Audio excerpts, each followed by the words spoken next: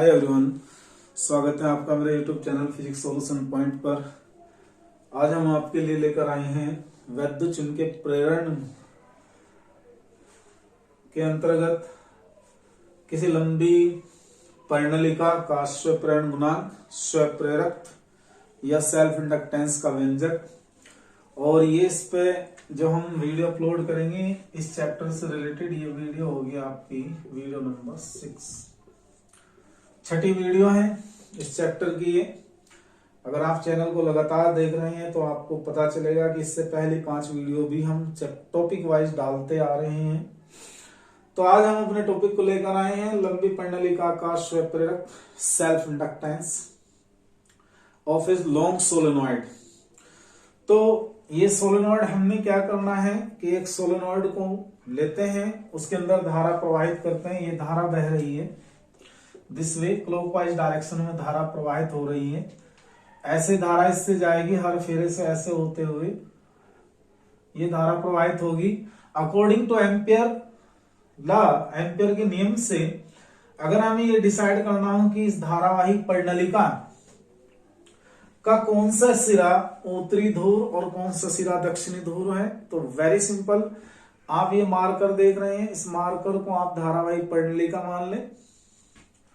इसमें आप देखें कि धारा ऐसे होती हुई जाएगी, तो इस तरीके से इनकी एरो की डायरेक्शन में हम अपने चारों उंगलियों की ग्रिप बना लेते हैं, मुट्ठी बना लेते हैं और अंगूठा ऐसे फैलाते हैं इस तरीके से। जिस डायरेक्शन में ये अंगूठा आएगा वो डायरेक्शन उत्तरी ध्रुव को इंगित करेगी, ये उत्तरी ध्रुव होगा। और जब इसके अंदर से धारा बहेगी तो इस परिणलिका के भीतर अक्ष पर जो है प्रबल चुंबकीय क्षेत्र उत्पन्न होगा। तो इस चुंबकीय क्षेत्र के प्रत्येक फेरे के लिए, इस कुंडली के प्रत्येक फेरे के लिए चुंबकीय फ्लक्स संबंधित होगा। और चुंबकीय फ्लक्स हम जानते हैं φ BA cos थीटा होता है। अब हम लोगों को यह देखना है कि जब हम इसके अंदर धारा को प्रवाहित करते हैं तो हर एक फेरे से बद्ध चुंबकीय फ्लक्स परिवर्तित होगा। तो चुंबकीय फ्लक्स के बदलने पर इस कुंडली के अंदर एक धारा प्रेरित होगी, जो घटना है स्वप्रेरण की। और स्वप्रेरण के अंतर्गत हम पढ़ते हैं कुंडली या परिणलिका या किसी वर्ताकार कुंडली का स्वप्रेरण गुणांक। तो स्वप्रेरण गुणांक का हमें आर्टिकल निकालना है, फार्मूला ज्ञात करना। तो देखिए कैसे करते हैं हम। बस एक चीज ध्यान रखेंगे, किसी का भी आर्टिकल अगर हमें स्वप्रेरण गुणांक के लिए निकालना है तो हम जानते हैं कि N होता है Li, where capital N be the number of turns, जो जहां कैपिटल N कुंडली के अंदर या कोयल के अंदर या परिणलिका के अंदर फेरों की संख्या होगी, फाई हर फेरे का फ्लक्स होगा, L capital N self inductance होगा, स्वप्रेरण गुणांक या स्वप्रेरक बोलते हैं उसको, और I इसके अंदर बहने वाली धारा होगी। तो आइए हम अपने टॉपिक पर आते हैं। मान लेते हैं कि माना एक वायु क्रोड परिणलिका की लंबाई स्मॉल l है। मतलब यहां पर हमने कोई माध्यम नहीं लिया, कोई धातु नहीं ली है, क्या लिया है, कोई वायु क्रोड परिणलिका मान लिया, मतलब इसके अंदर माध्यम सिर्फ वायु है। तो उसकी लंबाई हमने L शो करी, उसका परिच्छेद क्षेत्रफल हमने कैपिटल A माना। इस परिणलिका में फेरों की संख्या कितनी है, कैपिटल N कंसिडर करी, और इसमें बहने वाली धारा कितनी है, I है।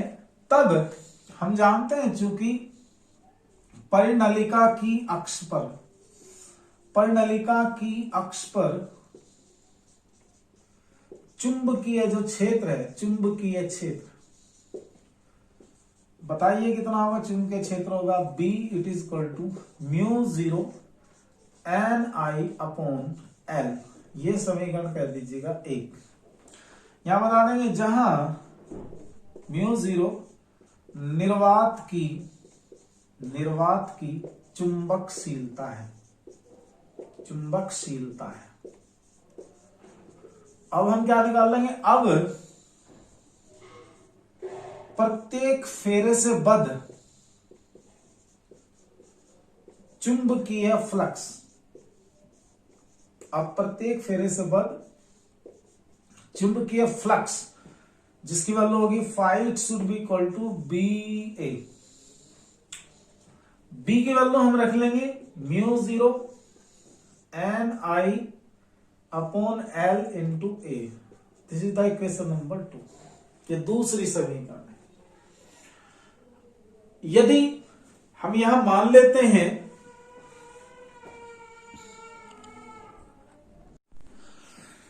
यहां कंसिडर कर सकते हैं, यदि परिनलिका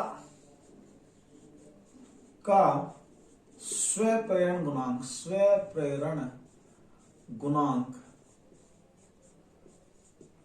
कैपिटल एल हो तो हमने पढ़ा है N phi it is equal to क्या होगा एल आई। तो पुट द वैल्यू 5, एन 5 हुआ हमारे पास mu 0 N I A divided by L capital L multiply I. आप देख रहे हैं यहां कॉमन टर्म आई है दोनों साइडों में, तो आई से आई कैंसिल हो जाएगा। तो एल हमारा फार्मूला बनेगा mu 0 N square A divide by N. ये ध्यान रखेंगे, ये इसका आर्टिकल आ गया है। ये कुंडली परिनलिका का स्वप्रेरण गुणांक का सूत्र बना। कुंडलिका के स्वप्रेरण गुणांक का ये आपका सूत्र आता है। Capital L is equal to mu 0 N square A upon L. ये आपका बोर्ड के एग्जाम में 3 मार्क्स में पूछा हुआ क्वेश्चन है, तो आप इसको नोट कर लें। और साथ में एक बात और नोट कर लें, यदि वायु परिनलिका के स्थान पर परिनलिका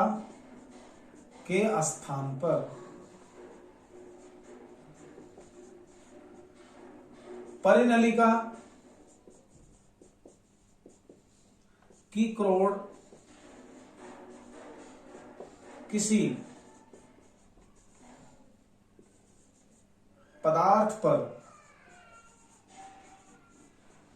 लपेटकर बनाई गई हो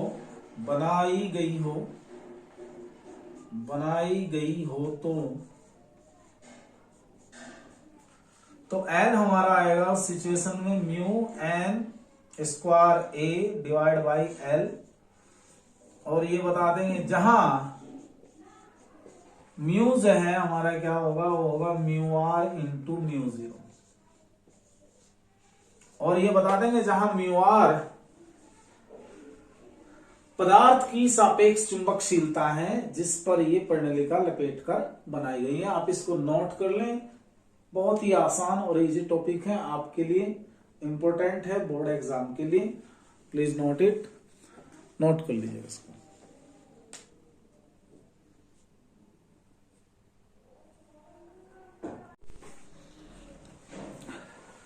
टॉपिक लेते हैं नेक्स्ट, समतल वृत्ताकार कुंडली का स्वप्रेरण गुणांक। हम एक काम करते हैं कि एक वृत्ताकार कुंडली कंसिडर कर लेते हैं। इस तरह से, और इसमें हम करंट फ्लो कराते हैं एंटी क्लॉकवाइज डायरेक्शन में। ये इसका केंद्र हो गया C और ये इसकी डिस्टेंस होगी R। हमको ये पता है कि जब हम किसी वृत्ताकार धारावाही कुंडली में धारा प्रवाहित करते हैं तो इस कुंडली के भीतर चुंबकीय क्षेत्र उत्पन्न हो जाता है और इसके आसपास भी चुंबकीय क्षेत्र उत्पन्न होगा इस टाइप से। तो यहां हम ये देखते हैं कि जब हम किसी कुंडली में धारा प्रवाहित करते हैं तो धारा प्रवाह के कारण जब धारा बढ़ना शुरू हो जाती है, आरंभ हो जाती है, तो इसके अंदर एक धारा प्रेरित हो जाती है जो मुख्य धारा के बढ़ने का विरोध करती है। इस घटना को हम क्या बोलेंगे, स्वप्रेरण। यानी कि जब तक धारा इसके अंदर बढ़ेगी तो ये स्वप्रेरण की घटना कहलाएगी उस स्थिति में, क्योंकि इससे चुंबकीय क्षेत्र का मान वेरिएट होगा, चुंबकीय क्षेत्र लगातार बदलेगा। लेकिन इसका एक ज्यादा इफेक्टिव प्रभाव कब होता है, जब ये कुंडली एन फेरों से मिलकर बनी हो। इस टाइप के एन फेरे, इसी टाइप की कोई कुंडली ले लें और वो एन फेरों से मिलकर बनी हो, तो उस स्थिति में फ्लक्स की वैल्यू और तेजी से बढ़ती है। तो हम यहां पे निकालने वाले हैं समतल वृत्ताकार कुंडली का स्वप्रेरण गुणांक। यहां मान लेंगे, माना स्मॉल आर त्रिज्या की एक समतल वृत्ताकार कुंडली में, समतल वृत्ताकार कुंडली में धारा आई बह रही है, धारा आई बह रही है। समतल वृत्ताकार कुंडली में धारा आई बह रही है, जिसके कारण कुंडली के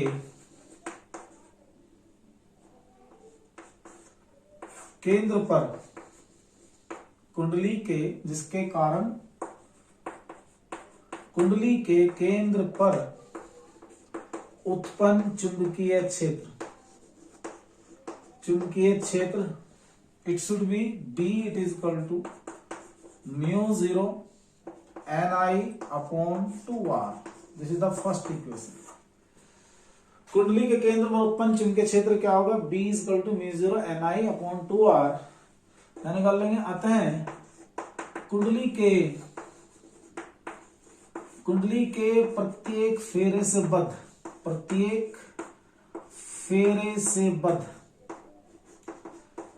बद्ध मतलब बाउंड, बद्ध चुंबकीय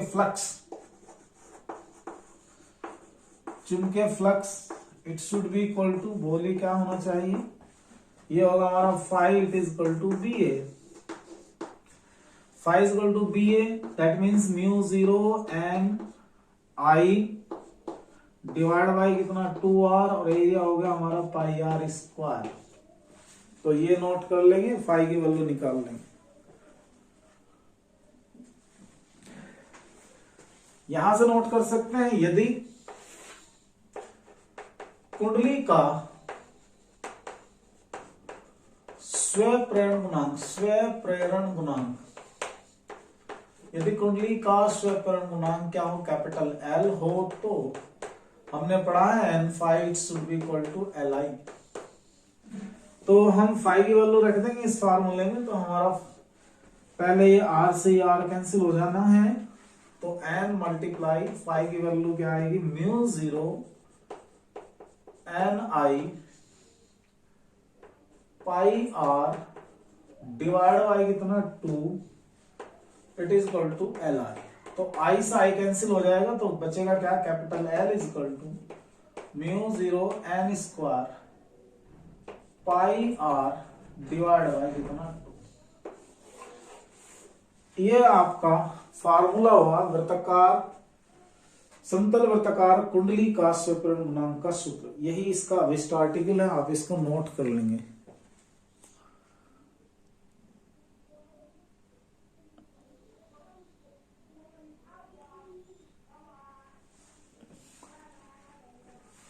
ओके, एक टॉपिक और है इसका, वो और करते हैं।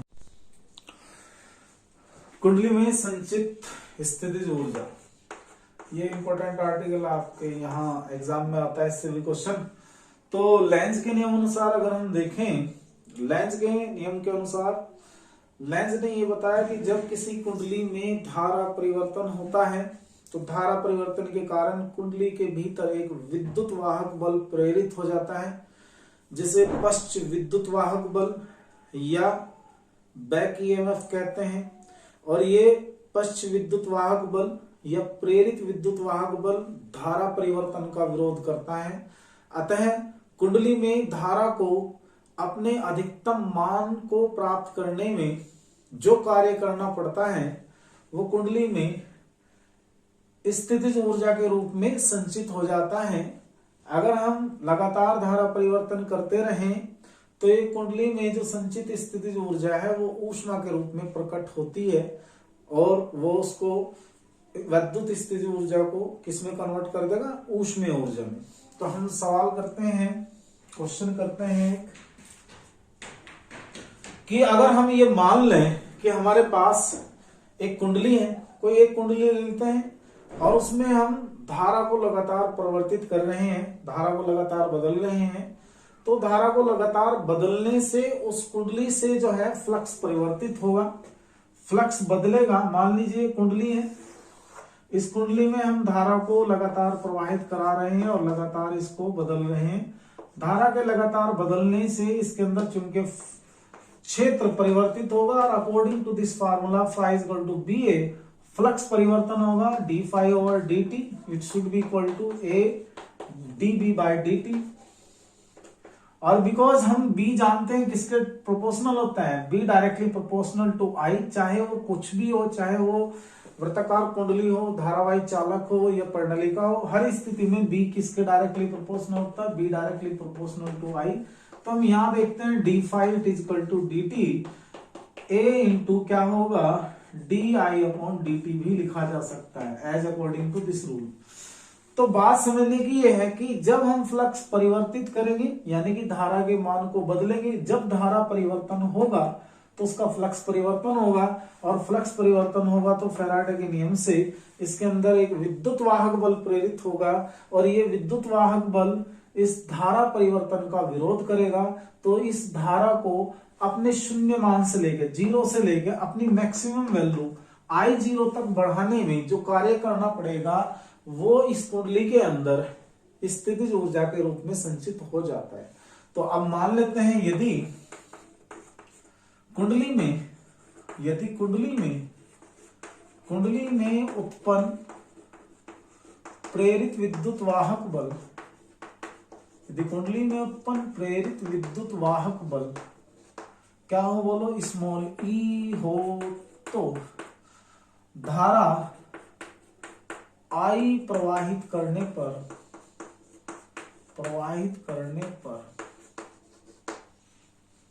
dt समय अंतराल के लिए, dt समय अंतराल के लिए किया गया कार्य उसे नाम देंगे dw, it should be equal to E multiply I multiply क्या होगा टाइम इंटरवल डी टी। ये आप नोट कर लें, यहां तक बेटा ऐसे नोट कर लें। D W is equal to E into I into D T, आपका ये क्लियर हो जाना चाहिए, आप इसको देखें।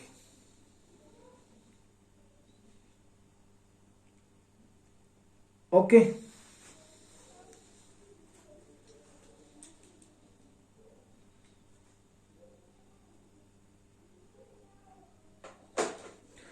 बट बेटा हम ये जानते हैं स्वयंकरण की घटना में चूंकि small E it is equal to प्रेरित विद्युत वाहक बल, स्मॉल ई का जो मोड है वो किसके इक्वल होगा, L D I by D T. तो अगर मैं ई को रिप्लेस कर दूं by this value, you can get D W it is equal to L D I by D T multiply I multiply D T. तो dt से dt cancel होगा, तो dw it is equal to हमारे पास बना term L I D I, ये term बनी। अब हमें क्या करना है, अतः धारा को यहां से लिखेंगे, अतः धारा को जीरो से शिखर मान यानी कि अधिकतम मान, मैक्सिमम वैल्यू, शिखर मान आई जीरो तक प्रवाहित होने पर विद्युत वाहक बल के विरुद्ध किया गया कार्य, ये कार्य अब हम निकालेंगे, कुल कार्य। मैं देखता हूं स्पेस है क्या, इधर थोड़ा इधर आ जाएगा बेटा, हाँ, किया गया कार्य। तो यहां से देखिएगा ये आएगा W, it should be integrate between 0 to I0, समाकलित कर दीजिए, टोटल समाकलन हमारी वैल्यू थी dW की ये, तो 0 से लेकर I0 टर्म रख दी हमने dW की L I DI। तो हम इसको इंटीग्रेट कर लेंगे 0 से I0, I DI बचेगा इधर, और इधर क्या बचने वाला है W it is equal to I square by two, 0 to I0, और ये टर्म बनी L। यहां से W क्या बनेगा, 1/2L I0 का स्क्वायर माइनस का 0। दिख भी रहा नहीं, ओ तेरी कम दिखेगा, ऐसे देखो ऐसे।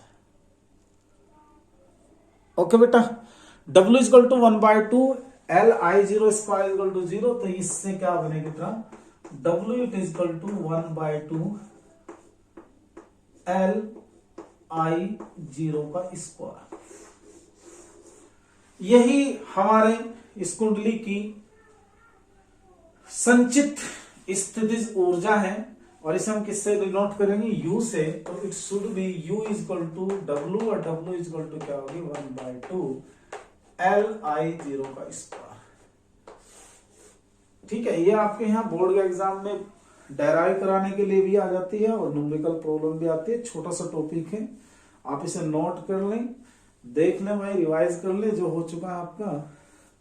अगर चैनल पर नए हैं और पहली वीडियोस भी देखना चाहते हैं, तो आप इस चैनल की प्लेलिस्ट पर जाकर अदर वीडियोस देख सकते हैं। Thanks for watching, thanks for being us, good bye.